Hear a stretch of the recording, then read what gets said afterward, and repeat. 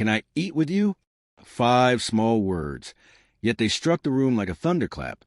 The long oak dining table, polished until it shone like a mirror, was set with sparkling crystal glasses, silver cutlery, and dishes so beautiful they looked like art.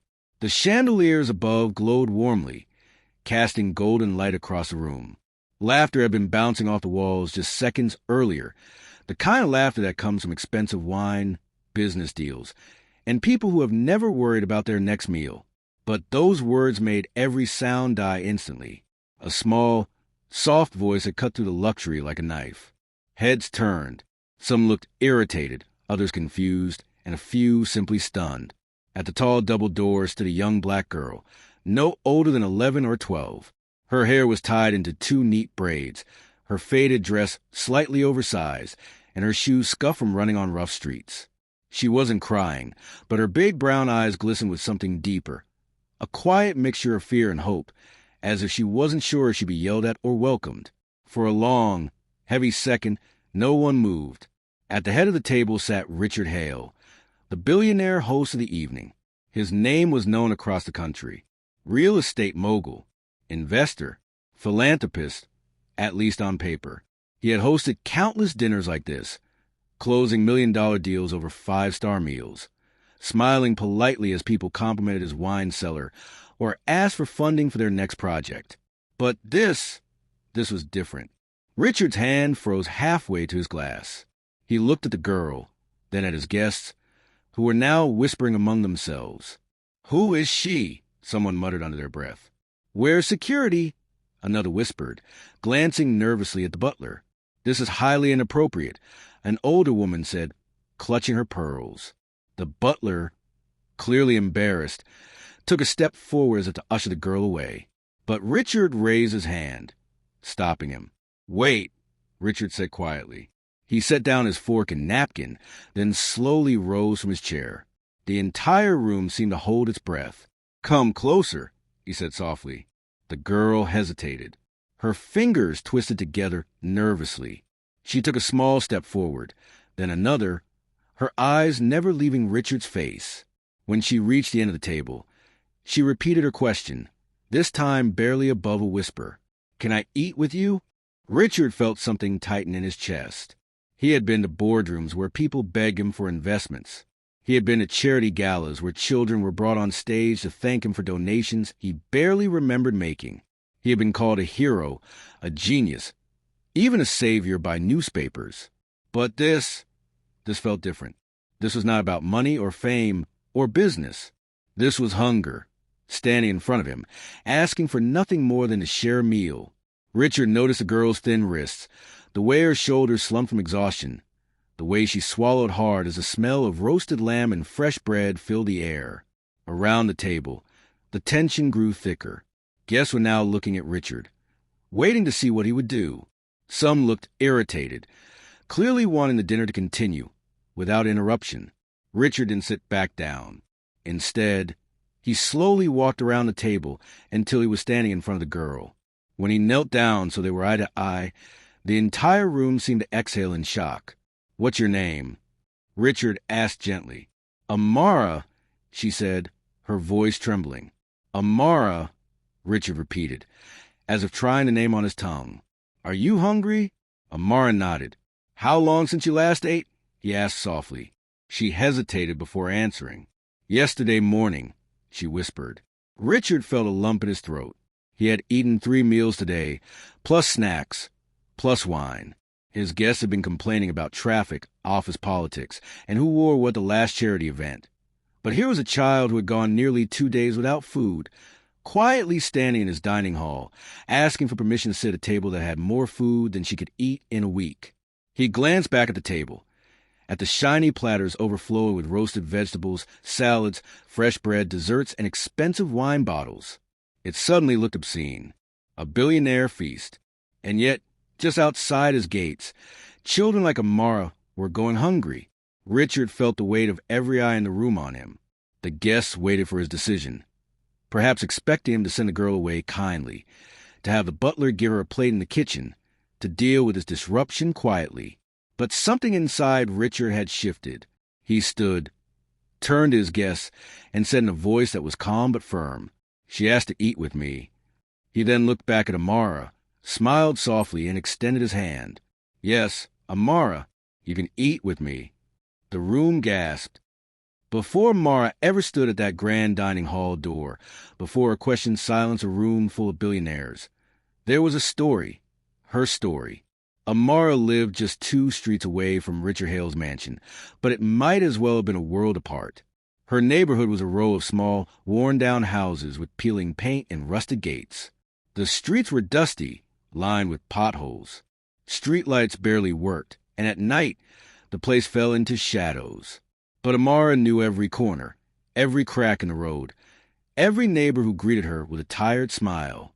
She had lived there her whole life, and though it wasn't much, it was home. Her family had once been happier. Her father had worked at a construction site until an accident left him injured and unable to walk properly. Soon after, he left home and never came back, leaving Amara's mother to raise 2 children on her own. Her mother, strong but sickly, worked odd jobs washing clothes and cleaning houses, but lately her cough had gotten worse. Some days, she couldn't even get out of bed. That left Amara, just 11 years old, to carry the weight of her little family. Every day after school, she would go to the market to help vendors pack fruits or sweep floors for a few coins. Some days she earned enough to buy a small loaf of bread and milk. Other days, she came home empty-handed. Her younger brother, Kofi, was only 6. He never complained, but Amara could see the hunger in his big eyes when they had nothing to eat. He was growing thinner every week. On the night she went to mansion, Kofi had gone to bed with nothing in his stomach for the 2nd night in a row. Amara sat beside him, brushing his hair back gently as he tried to sleep. She could hear his stomach growling. "Don't worry," she whispered to him. "Tomorrow we'll eat. I promise." But promises couldn't fill an empty stomach. When the house grew quiet, Amara slipped outside. She looked toward the Hale mansion in the distance, its lights glowing brightly against the night sky. She had walked past those gates many times, watching cars with tinted windows drive in and out, wondering what life inside must look like. That night, hunger gave her courage she didn't know she had. She walked toward the gates, heart pounding. The security guard stopped her at first, but something about her big eyes must have softened him. He let her through after a few questions, though reluctantly, and told her to be quick. Amara didn't know what she would say when she reached the door. All she knew was that there was food inside. She could smell it even from the gate. She imagined Kofi sitting at their small kitchen table, smiling as he took a bite of something warm and delicious. That image gave her strength. By the time she reached the giant double doors, her legs were shaking. She could hear laughter coming from inside, the clinking of glasses, the sound of forks against plates. She almost turned back. She was just a little girl. What if they shouted at her? What if they chased her away? But then she remembered Kofi's face as he tried to sleep hungry. She raised her hand and knocked. The butler answered, surprised to see a child standing there. I just wanted to ask," she stammered, voice barely audible. When he frowned, she swallowed hard, her courage threatening to slip away. But she forced the words out. "Can I eat with you?" And that is how Amara, a girl no one noticed, a girl who had walked past that mansion her whole life, found herself standing in the middle of the Billionaire's dining hall, with every eye staring at her. She wasn't thinking about wealth or status or what anyone thought. She was just thinking about her brother, her mother, and the hope of sharing one meal that night. That simple, brave act would soon change not only her life, but the life of the man sitting at the head of that table and everyone who heard her story. The air in the dining room felt heavy, almost too thick to breathe. Amara's soft question still lingered in the air like a ghost. "Can I eat with you?" The chandelier light seemed brighter now, almost harsh against the polished silverware and glossy plates. Guests shifted uncomfortably in their chairs, their whispers mixing with the faint sound of a piano playing somewhere in the background. It was a kind of silence that made every small sound feel loud, a cough, a clink of a glass, the creak of a chair. At the far end of the table, an older man with a crisp gray suit leaned toward his wife and muttered, "How did she get in here? Security must be slipping." "She can't stay," the woman hissed back, her diamond earrings glinting under the light. "This is a private dinner." On the other side of the table, a younger guest laughed nervously. "Is this some kind of joke? Are we filming one of those social experiments?" Someone else cleared their throat and said, "Richard, maybe we should handle this quietly." But Richard wasn't listening to them. He was staring at Amara. In that moment, he wasn't the billionaire businessman who built skyscrapers and signed million-dollar contracts. He wasn't the powerful figure whose decisions affected thousands of employees. He was just a man suddenly face-to-face with something real, something raw, something that stripped away the polite, comfortable world he had built around himself. He looked at her thin arms, her worn-out shoes, the way she stood so still, as if bracing herself for rejection. He remembered being a boy himself, not poor like her, but not rich either. He had grown up in a small house with a single mother who sometimes skipped meals so he could eat. He remembered the sting of hunger in his own stomach, and how his mother would pretend she wasn't hungry, so he wouldn't feel guilty. For a split second, he saw his younger self standing there in Amara's place. Something twisted in his chest. Meanwhile, the guests continued to murmur, "This is inappropriate. She doesn't belong here. Just send her away. Richard, we have business to discuss." Their words sounded cold to him now, even cruel. He realized how easy it was to sit at a table full of food and talk about problems that didn't truly matter, while a child outside his door was starving. The butler stepped forward nervously, bowing slightly. "Sir, shall I escort her out? Perhaps we can give her some food to take home." "No!" Richard said sharply, louder than he intended. The butler froze. The entire table went quiet. Richard rose from his chair, his tall frame casting a shadow across the table. He walked around slowly, his expensive leather shoes silent against the marble floor. The room was so still that everyone could hear the faint crackle of fireplace. When he reached Amara, he stopped. She stared at him, her eyes wide but steady. She didn't look away. Richard crouched down so they were eye level. For a long moment, they simply looked at each other. A billionaire and a hungry girl, two worlds colliding in perfect silence. "What's your name?"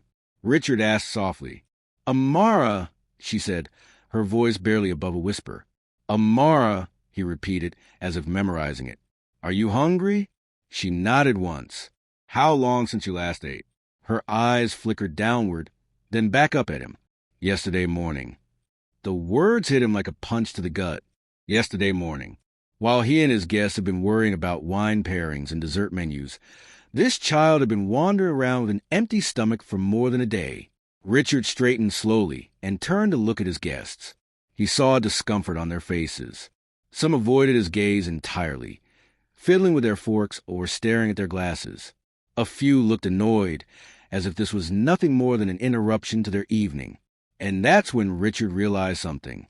This wasn't just about Amara. This was about him. He had spent years writing checks for charity, attending fancy galas, giving speeches about giving back to the community. He had thought of himself as a good man, a generous man. But tonight, for the first time, someone was asking him for something real. Not a donation, not a scholarship fund with his name on it, not a tax-deductible contribution for a photo op, just a seat at his table. And for a terrifying second, he wondered if he was the kind of man who would say no. His throat felt tight as he looked back at Amara. She wasn't begging. She wasn't crying. She was just standing there, quiet, dignified, but desperate enough to knock on a billionaire's door for a meal. Richard suddenly felt ashamed, not of her, but of himself. How many Amaras were out there, just beyond his gates, invisible to him until tonight? He made a decision. Turning to the butler, he said, "Bring her a chair." The room collectively gasped. "Richard," one of the guests protested, "this isn't." "Bring her a chair," Richard repeated firmly, his tone leaving no room for argument. The butler nodded and hurried to obey. Richard smiled at Amara, a soft, genuine smile. "You can eat with me," he said gently. "You are my guest tonight." For the first time that evening, Amara's lips curved into the faintest hint of a smile. She didn't move at first, as if she couldn't believe what she had just heard. Then, slowly, She stepped forward, her small footsteps echoing in the vast room. When she reached the table, the butler carefully placed a chair next to Richard's seat. He pulled it out for her. Amara hesitated only for a second, then climbed onto the chair, her feet barely touching the floor. Every eye was on her as the butler placed a plate in front of her. The awkward silence had not disappeared, but it had changed. It was no longer the silence of judgment. It was the silence of a room that had just witnessed something unexpected, something that felt right. Richard returned to his seat, still watching Amara, and for the first time all evening, the food on the table finally felt like it belonged there. The chair was placed beside Richard's seat, a simple thing, but it felt monumental. In that dining hall, where deals worth millions were discussed, where invitations were rarer than diamonds, where people boasted about vacations in Europe and art bought at auctions, a place where everything was carefully curated and controlled. A chair was being offered to a hungry little girl from the other side of town, and it felt like the whole world had tilted. Amara climbed onto the chair carefully, as if worried she might be told to get down at any second.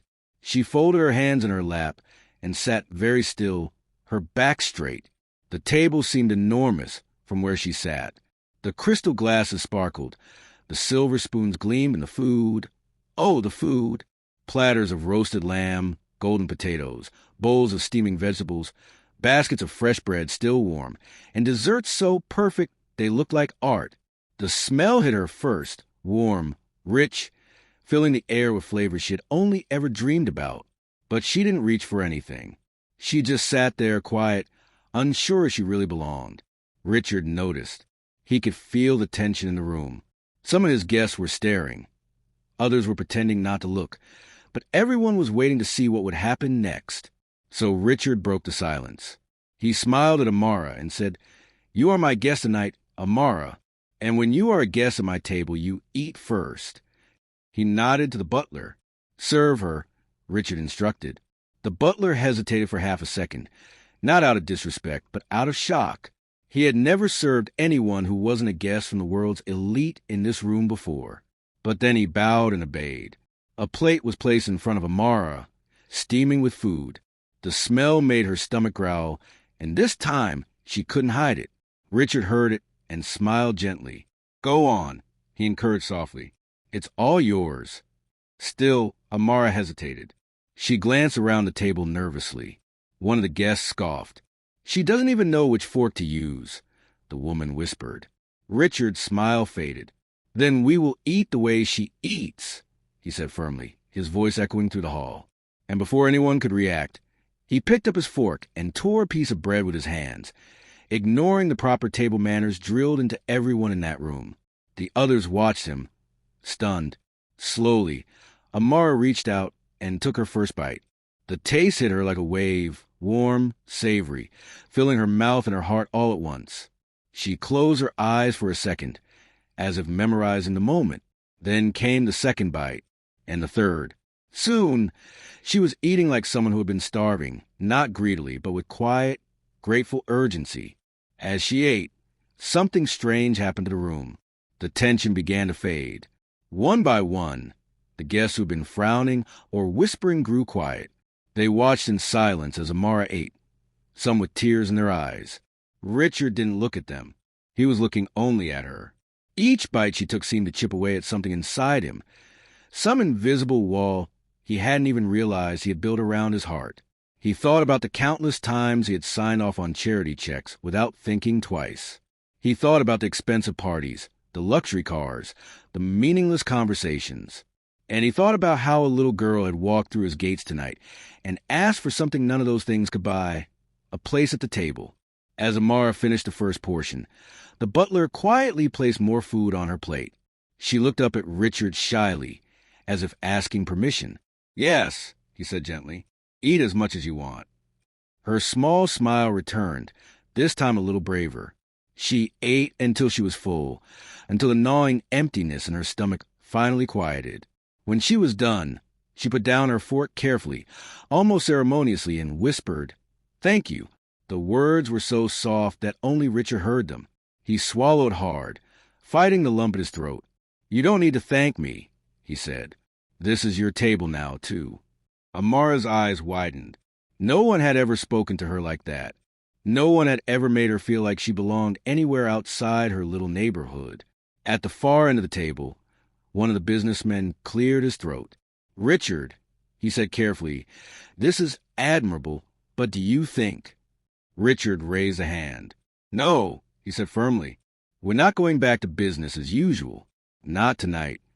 The guests fell silent. Richard turned to the table. "This girl came here hungry," he said. "And instead of asking for money or pity, she simply asked to sit with us. That takes courage. More courage than most of us will ever have." Some of the guests shifted uncomfortably in their chairs. "This table," Richard continued, "is supposed to represent connection, abundance, and sharing. Tonight it finally does." For a long moment, no one spoke. Then, slowly, almost reluctantly, one of the women nodded and said quietly, "She's right. This feels different.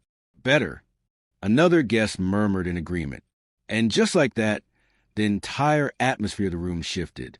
People smiled, genuinely smiled. For the first time that night, the dinner continued. But this time it wasn't just about wine and business deals. It was about humanity. And in the center of it all sat Amara, a small girl with braids and a shy smile, who had unknowingly changed everything. The first bite was small. Amara held the fork delicately, almost afraid to use it. She glanced around the table, worried that she might be doing something wrong, that someone might subtly tell her she didn't belong here after all. Richard noticed the hesitation. "It's okay," he said softly, his voice gentle enough that it felt like a secret meant only for her. "Go ahead. You're safe here." Only then did she bring the food to her lips. The taste, warm, rich, seasoned perfection, hit her like a wave she didn't expect. She had been so hungry for so long that the simple sensation of real food on her tongue felt almost shocking. Her throat tightened. She swallowed quickly, then took another bite, and another. At first, she ate slowly, politely. Then, as though her body realized it was no longer in danger of being turned away, she ate with quiet urgency. And then the tears came. She tried to hold them back. She blinked rapidly, her little shoulders trembling as she struggled to keep eating. But soon, fat tears rolled down her cheeks, landing silently on the white tablecloth. Richard's chest ached at the sight. He put his fork down and leaned toward her. "Amara," he said softly, "why are you crying?" Her fork paused halfway to her mouth. She wiped her cheek with the back of her hand, but the tears wouldn't stop, because— her voice cracked as she tried to find the words. "Because I never thought I would eat like this in my life." The room fell silent. Even the most hardened guests, the ones who had been skeptical of her presence, were now frozen in place. Amara put the fork down carefully, her little hands shaking. "I didn't come here to beg for money," she said quietly. "I just wanted to sit at a table like this, with food that smells so good, and feel like I belonged here, just for once." Her words were not rehearsed. They came straight from her heart, and that made them even more powerful. Richard felt something break inside him. A wall he had built years ago when he decided that business came first, that emotions were for other people to worry about. "Tell me," Richard said gently, "what made you come tonight?" Amara sniffled and took a deep breath. "My little brother, Kofi, he hasn't eaten since yesterday. Mama is sick and can't work right now. I tried to find work after school, but no one had anything for me to do. I didn't know what else to do, so I walked here." She glanced down at her lap, as though ashamed. "I just thought maybe if I asked nicely, you'd let me sit and eat. Just once. So I wouldn't go to bed hungry tonight."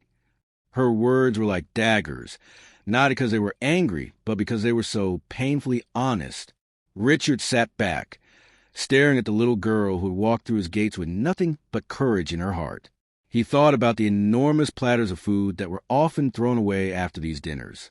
He thought about how many times he had told himself he was doing enough for the community because he wrote big checks to charity once a year. But this was what hunger really looked like. This was what poverty really sounded like. Not statistics in a report. Not numbers on a donation spreadsheet. Not photos in a glossy brochure. It was Amara, small, brave, wiping her tears while sitting in a chair too big for her. Across the table, some guests were crying quietly, too. A woman dabbed her eyes with a napkin. Even the older man who had first complained about security slipping was now staring at his plate, ashamed. Richard felt his jaw tighten. "Amara," he said, his voice steady but full of emotion, "you should never have had to do this. You should never have had to be this brave just to eat dinner." She looked up at him, her wet lashes blinking. "You did nothing wrong," he continued. "I should be the one apologizing to you for not seeing you before tonight." Amara said nothing, but something in her eyes softened. "Eat as much as you want," Richard told her. "Tonight, this table is yours." For the first time since she sat down, Amara smiled through her tears. And she kept eating. Slower now, calmer, as though every bite was filling more than just her stomach. It was filling a part of her heart that had been empty for a long time. The room remained quiet, but it was no longer the awkward, heavy silence from before. It was a silence full of thought, the kind that comes when people realize they are witnessing something important. Richard didn't look at his guests. He didn't care what they thought anymore. He just watched Amara, memorizing the way her face lit up when she tasted something new, the way she sat a little straighter each time she felt more comfortable. By the time she set her fork down for the last time, her plate was clean, and so was her face, though her cheeks were still damp from tears. "Are you full?" Richard asked. Amara nodded. "Yes," she whispered. "Good," Richard said with a small smile. "Then tonight, you will go to bed full." The entire room exhaled, as though everyone had been holding their breath until that moment. It wasn't just Amara who felt full that night.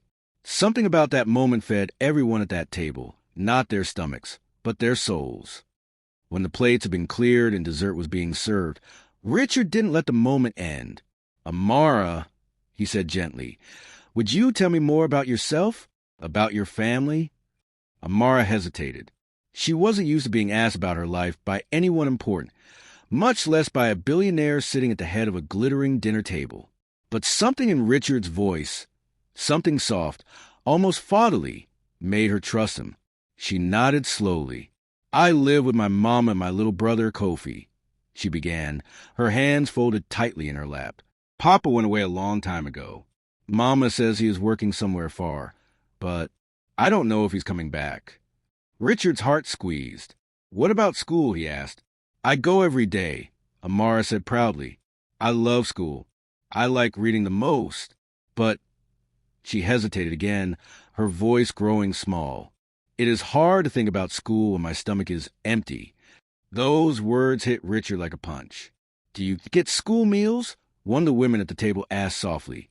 "Sometimes," Amara said, "but not always. Some days, there is no food left when it is my turn." She looked down at the table, her small fingers twisting nervously. "And Mama, she is sick now. She cannot work. She used to clean houses for people in our neighborhood, but she cannot stand for long anymore. I try to help. I wash clothes for some neighbors, but they can only give me a few coins." Richard leaned forward, elbows on the table, fully focused on her.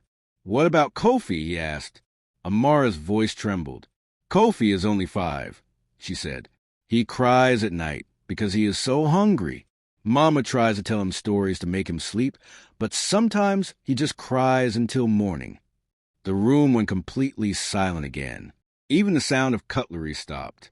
It was as though everyone present suddenly saw the world outside their gated mansions for the first time, and it was not pretty. Richard's throat felt tight. He could picture Kofi, a boy not much older than his own grandson, lying on a thin mat somewhere, clutching his stomach, crying himself to sleep. He could picture Amara, walking miles on tired legs just to come here, to ask the most basic question. "Can I eat with you? Do you have anyone helping you?" Richard asked. "No," Amara said quietly. "Mama says we must not trouble the neighbors. Everyone is struggling. I think maybe they are as hungry as we are." That simple truth, spoken with no anger, no blame, just quiet understanding, broke something inside Richard. For years, he had been told that poverty was complicated, that hunger was a global issue that couldn't be solved overnight. But here was a little girl explaining it in one sentence. Everyone is struggling, and suddenly, the problem didn't seem abstract anymore. It was personal. Richard glanced around the table. He saw his wealthy guests shifting uncomfortably in their seats. Some looked guilty. Others looked inspired. This dinner had started as a networking event. Now it had become something much bigger, a reckoning. Richard turned back to Amara. "Do you ever get to play?" he asked gently. Amara blinked, surprised by the question. "Play," she repeated softly. "Yes," Richard said. "Run, laugh, have fun with your friends?" Amara shook her head. "No," she whispered. "I go to school, then I look for food, then I go home. I don't think I remember the last time I played." Those words made Richard's chest ache. A child who didn't know how to play? What had the world done to her? One of the men at the table coughed awkwardly, clearly trying to mask his emotions. But Richard didn't hide his. He reached across the table and gently placed his hand over Amara's small ones. "You deserve to play," he said softly. "You deserve to laugh. You deserve to go to bed with a full stomach every night." Amara's lip quivered again, but this time no tears came. She just looked at him, really looked at him, as though she was trying to decide whether to believe him. Richard nodded slowly, as though answering her unspoken question. "I can't change the whole world tonight," he said, "but I can promise you this. You and Kofi will never go to bed hungry again." Gasps rippled around the table. Amara's eyes went wide. "Never," she whispered. "Never," Richard said firmly. "Not if I can help it." Something about the way he said it made everyone believe him. Amara's lips curved into the smallest, shyest smile. For the first time that night, she looked like what she really was, a little girl. The weight she carried seemed to lift just a little, as though someone had finally decided to help her hold it. And in that moment, Richard made a silent vow to himself. This would not end tonight. It would not be just one meal, one story, one act of charity. He was going to do something bigger. Something that would make sure no child in this city ever had to walk up to a stranger's house just to ask for dinner. But first, he had to get Amara and her family safe. "Where do you live?" he asked gently. Amara told him the name of the neighborhood, a poor district on the far edge of town, where most of the houses were falling apart and clean water was scarce. "Then tomorrow," Richard said, "I'm coming to see your mama." Amara blinked. "You are?" "Yes," Richard said with a smile. "And we'll make sure she gets the medicine she needs. And food. And anything else you and Kofi need." For the first time all evening, Amara's smile widened. A real, bright smile that lit up her face like the candles on the table. "Thank you," she whispered. Richard squeezed her hand gently. "No," he said. "Thank you, Amara, for reminding me what really matters." The next morning, Richard didn't send a driver. He didn't go in a sleek black limousine with tinted windows. He went himself. Dressed simply, jeans, a plain shirt, and an old baseball cap. Richard told the security team to keep a respectful distance. "I need to see this for myself," he told them. "Not from behind a car window. Not through a report. I need to see where she lives, how she lives. And I need to see it as a man, not as a billionaire." The city changed block by block as they drove. The tall glass buildings gave way to cracked sidewalks and peeling paint. Streetlights became fewer and farther between. Stray dogs darted across the road. When they finally reached Amara's neighborhood, Richard felt a lump in his throat. The houses were small, many built from scraps of wood and corrugated metal. Laundry hung on lines strung between crumbling walls.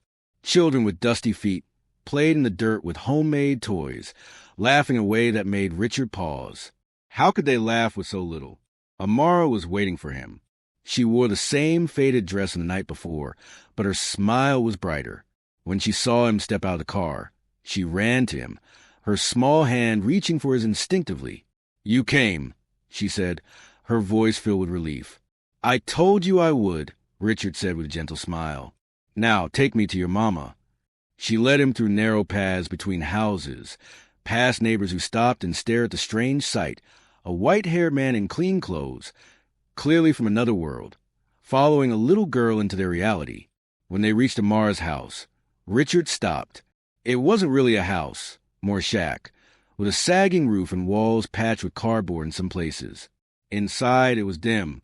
The air smelled faintly of illness and soap. On a thin mat in the corner lay Amara's mother. She was coughing softly, her face pale and tired. But when she saw her daughter come in holding a stranger's hand, she tried to sit up. "Mama," Amara said gently, kneeling beside her, "this is Mr. Richard. He helped me eat yesterday." Richard knelt too, lowering himself so he wouldn't tower over the frail woman. "Ma'am," he said respectfully, "your daughter is one of the bravest people I've ever met." Amara's mother looked at him with tired but kind eyes. "I'm sorry if she troubled you," she said softly, her voice weak. She meant no harm. Richard shook his head firmly. "She didn't trouble me," he said. "She reminded me what's important. And she told me about you and about Kofi." At the mention of Kofi's name, a small boy peeked out from behind the curtain that served as the house's only door to the back. He was barefoot, his hair dusty, but his big brown eyes were curious. Richard smiled at him. "Hello, Kofi," he said gently. The boy hesitated, then stepped forward slowly. Amara reached back and took his hand, bringing him closer. "This is my brother," she said proudly. Richard's heart clenched again. He thought of his own grandchildren, sleeping in soft beds at that very moment, never having to wonder if they would eat that day. "Would it be all right if we help you?" Richard asked Amara's mother. Tears filled the woman's eyes. "Help?" she whispered. "Yes," Richard said softly. "Food, medicine, clothes for the children, whatever you need." The woman covered her mouth with her hand, as though trying to keep from crying. "We have been praying," she said in a trembling voice. "And you came." Richard glanced around the small space again. The walls, the floor, the bare shelves. All of it told a story of quiet struggle, of a family trying to survive with dignity despite having almost nothing. "Amara," Richard said, turning to her, "would you like to show me your school?" Her face lit up. "Yes," she said eagerly. "Come, I will show you." They walked together to the small school a few blocks away. The building was simple, paint peeling from its walls, but the sound of children reciting lessons echoed from inside. Richard asked to meet the principal, a kind man who explained that many students came hungry, some without shoes, yet they still came because they loved to learn. As Richard listened, something solidified in his mind. This wasn't going to be just a one-time gift. This was going to be a mission.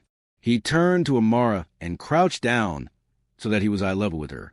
"Amara," he said, "I want you to promise me something." She tilted her head curiously. "Promise me that you'll keep coming to school. Promise me that no matter what, you'll keep learning, because you're going to do great things one day." Amara nodded solemnly. "I promise," she said. Richard smiled and placed his hand gently on her shoulder. "And I promise you," he said, his voice steady, "that I will make sure you, Kofi, and every child here has food to eat. Not just today, every day." Amara's eyes widened. "Every day," she whispered, as though the words sounded too big to be real. "Every day," Richard said firmly. And in that moment, standing in the middle of that dusty schoolyard with children peeking curiously from the windows, Richard made the decision that would change hundreds of lives, including his own. He would not just feed one family. He would start a program to feed every hungry child in this community. He would partner with schools, bring in medical care, rebuild homes if he had to. He would turn Amara's simple question, "Can I eat with you?" into an answer that echoed far beyond this little neighborhood. When he left that day, Amara walked him back to the car. "Will you come back?" she asked quietly. Richard smiled, his eyes soft. "Again and again," he said, "until I see you grow up and become everything you're meant to be." Amara smiled, shy but hopeful, and as Richard's car pulled away, she stood there waving until he was out of sight. For the first time in years, she didn't feel alone. The very next week, Richard was back, but this time he didn't come alone. When his black SUV rolled into Amara's neighborhood, it was followed by a small convoy of trucks loaded with boxes. People peeked from doorways, curious. Children ran barefoot alongside the vehicles, laughing and pointing. Amara stood waiting in the same spot where she had waved goodbye days earlier. When she saw him step out, she ran to him, her face glowing. "You came back," she said, her voice bright with joy. "I told you I would," Richard said, smiling as he bent down to greet her. "But today, I didn't just come to visit. Today, we begin something big." He turned to the waiting crowd. "Everyone," he called, his voice carrying to the narrow streets. "Come join us. We have something for you." One by one, neighbors emerged, women with babies on their hips, old men leaning on canes, curious children with wide eyes. Soon, the dusty clearing in the middle of the neighborhood was full. Richard stood on the back of a truck, so everyone could see him. "I came here last week because of Amara," he said, gesturing toward her. "She walked into my home and asked me a question that broke my heart. 'Can I eat with you?' The crowd murmured. But I realized something," Richard continued. "She should never have had to ask that. No child should ever have to ask if they can eat. So today, we are starting a program to make sure every family here has food.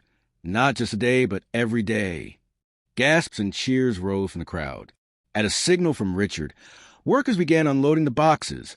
Bags of rice, beans, fresh vegetables, cooking oil, milk, and bread.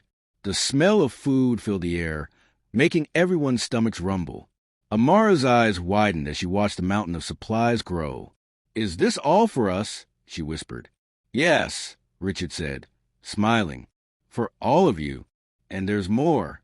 He motioned to another truck, which carried tables, benches, and large metal pots.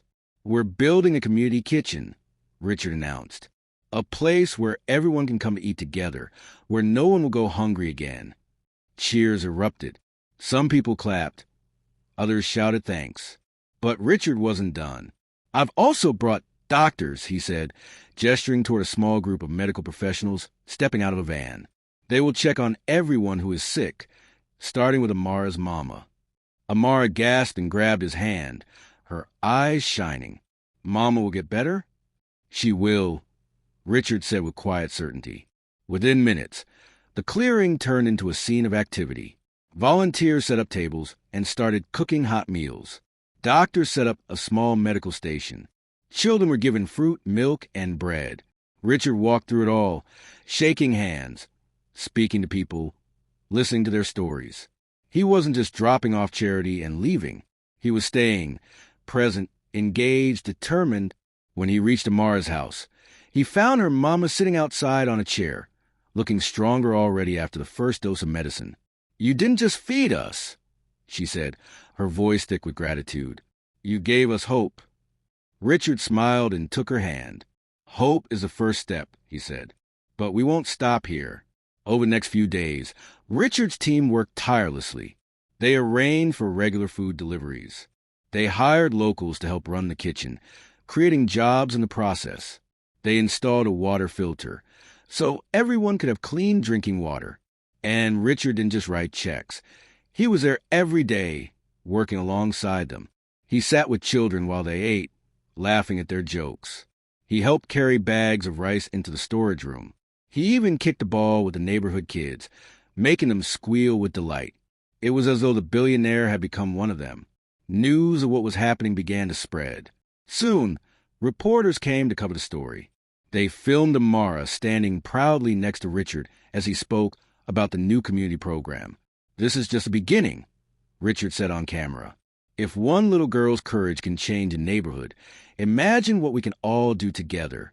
The video went viral, touching millions around the world. Donations poured in from people who wanted to help. Other wealthy business leaders called Richard, asking how they could support the project. Within a month, the kitchen was feeding hundreds of people every day. The school received new books, desks, and uniforms for children. A small clinic was built, so no one would have to go untreated again. And through it all, Amara stayed by Richard's side. One evening, after a long day of work, Richard and Amara sat together on one of the new benches, watching children run and play nearby. "You know," Richard said thoughtfully, "you started all of this." "Me?" Amara said, surprised. "Yes," Richard said with a smile. "If you hadn't been brave enough to knock on my door that night, none of this would have happened." Amara looked down at her hands, a little shy, but Richard saw the pride on her face. You didn't just ask to eat with me, Amara, he said softly. You invited me to sit at your table too, to see your world, and I will never forget that. Amara's smile grew wider. Then you'll keep coming back, she asked. Richard chuckled. Amara, he said, I'm not just coming back. I'm staying as long as it takes to make sure every child here has a future worth dreaming about. And in that moment, Amara believed him completely. Months passed, and the neighborhood no longer looked the same. What was once a place of dusty roads and empty stomachs had become a place of hope. Children no longer begged on the streets. The community kitchen bustled every day, serving hot meals to anyone who needed one. The small clinic had become a lifeline, treating not just illness but preventing it, keeping children strong enough to stay in school.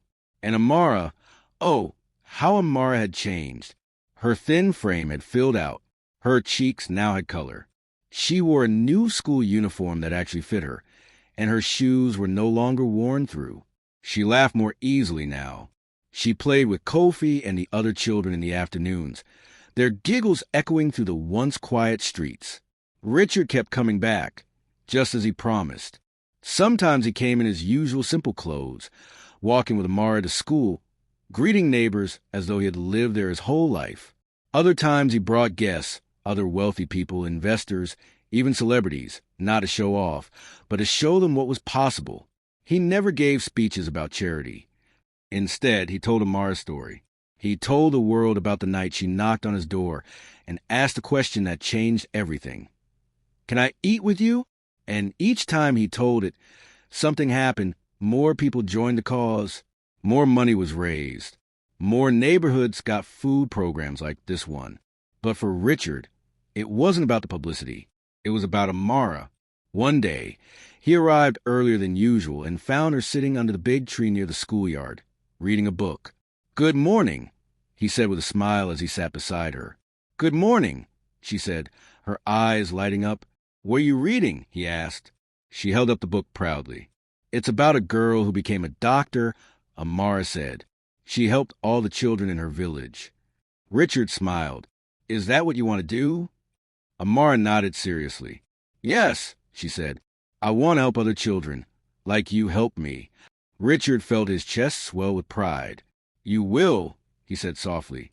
And when that day comes, I'll be right here to see it. From that day on, Richard made sure Amara had everything she needed for her education. Books, supplies, even a tutor to help her with difficult subjects. And Amara didn't disappoint. She worked hard, determined to make the most of the second chance she had been given. Even Kofi began to change.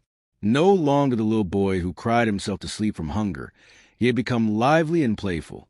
He loved following Richard around when he visited, always asking questions about cars, buildings, and how things worked. Richard laughed often these days, something he hadn't done much before Amara came into his life. He had built empires, sat in boardrooms, made billions. But nothing had ever made him feel as alive as sitting in this neighborhood, surrounded by children who now had full bellies and bright futures. And the community noticed. They no longer saw Richard as just the rich man. They saw him as one of them, a friend, a grandfather figure, a man who truly cared. One evening, the neighbors gathered in the clearing to thank him. An elder stood and said, You did not just bring us food. You brought us back our dignity. Richard felt tears sting his eyes. This isn't just me, he said, gesturing to the people around him. This is all of us working together. But he knew in his heart that it all started with one little girl's courage. Later that night, as the stars came out, Amara sat next to him on the bench where they often talked. Do you remember the first night I came to your house? She asked.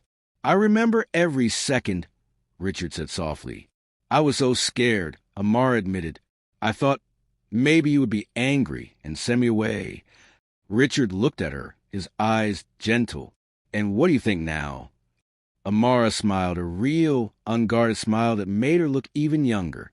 Now, she said quietly, I am not scared anymore, because I know I will never be alone again. Richard reached over and gently squeezed her hand. You will never be alone, he promised. For a moment, they just sat there, watching Kofi and the other children run and play nearby. The night was filled with laughter, the kind that comes from full bellies and light hearts. And Richard realized something. He had set out to change Amara's life, but somewhere along the way, she had changed his. Years passed. The neighborhood kept thriving, but so did Amara. Richard kept his promise. He never missed a milestone in her life. He was there the day she graduated from high school, sitting in the front row with pride glowing in his eyes. He was there when she was accepted into university, clapping the loudest when her name was called. And today was the biggest day of all. The air was buzzing with excitement. The community had gathered in the same clearing where years ago Richard had first promised to help them. This time, though, there was a stage, banners, and music, because today Amara was graduating, not just from school, but as a doctor. She walked onto the stage in her white coat, her head held high. Kofi, now a tall teenager, cheered from the crowd, shouting, "That's my sister." Richard stood too, clapping with tears streaming freely down his face. When it was Amara's turn to speak, the crowd fell silent. She took a deep breath, looking at all the faces, neighbors, teachers, children, and Richard, and then she smiled. "I want to tell you all a story," she began, her voice strong. "Many years ago, I was just a hungry girl, too scared to knock on a stranger's door. But I did it anyway. I asked him, 'Can I eat with you?' I thought maybe he would be angry, maybe he would turn me away. But instead, he opened his door and my whole life changed." The crowd listened, some wiping tears. "That man didn't just give me food," she continued, her voice trembling slightly. "He gave me hope. He believed I was worth saving. And because he believed in me, I believed in myself." She turned to Richard, her eyes shining. "Sir Richard, you gave me more than food that night. You gave me a future. And today, I dedicate this day and my life's work to you and every child who is still waiting for someone to open the door." The crowd erupted into applause. Richard stood there, unable to move for a moment. His heart felt so full it almost hurt. Amara stepped down from the stage and walked straight to him. When she reached him, she didn't speak. She just wrapped her arms around him. For a moment, time stood still. "You did it," Richard whispered, his voice breaking. "No," Amara said softly, pulling back to look him in the eyes. "We did it." And then she turned back to the crowd. "Starting today," she announced, "I will be opening a free clinic right here in our neighborhood so that no child will ever have to suffer the way we did." The cheer that followed was deafening. Richard felt his knees grow weak, and he sat down, overwhelmed. He thought back to that night, years ago, when he first saw Amara standing in the dark, her small voice asking to eat with him. If he had ignored her, if he had shut the door, this moment would never have existed. It was a humbling thought. Later that evening, after the celebrations had quieted down, Richard sat on the same old bench where he and Amara had once shared so many conversations. Amara joined him, still in her white coat, her face glowing with pride. "It's strange," Richard said, staring at the stars. "I thought I was helping you, but really you helped me." Amara tilted her head. "How?" "You reminded me what truly matters," Richard said quietly. "I spent my whole life building companies, earning money, buying things. But none of that ever filled the emptiness inside me. Then you knocked on my door, and suddenly everything made sense." Amara was quiet for a moment. Then she reached over and took his hand. "You saved me," she said softly, "and I promise I will spend the rest of my life saving others." Richard smiled through his tears. "That," he said, "is the greatest return on investment I have ever had." They both laughed, the sound mingling with the chirping of night insects. The stars seemed brighter that night, as though the universe itself was smiling down at them. The next morning, the community gathered again, this time for the groundbreaking of Amara's clinic. Richard was handed a shovel and asked to turn the first patch of soil. As he pushed the shovel into the ground, the crowd cheered once more. This wasn't just a clinic. It was proof that a single act of kindness could ripple through time and change everything. Richard looked around, at the smiling faces, at Kofi standing proudly beside his sister, at the children who would never have to go hungry again. And he thought to himself, this is what I was meant to do all along. He had built skyscrapers, bought companies, and earned billions. But this little clinic, this little girl who was now a doctor, was his greatest achievement. As he stood there, Amara stepped beside him and whispered, "Are you ready to eat with us again?" Richard chuckled, remembering her first words to him all those years ago. "Yes," he said softly, "I think I always will be." And as the first bricks of the clinic were laid, Richard felt something he had not felt in years. Complete peace. Because now he knew this story was no longer just his. It belonged to everyone.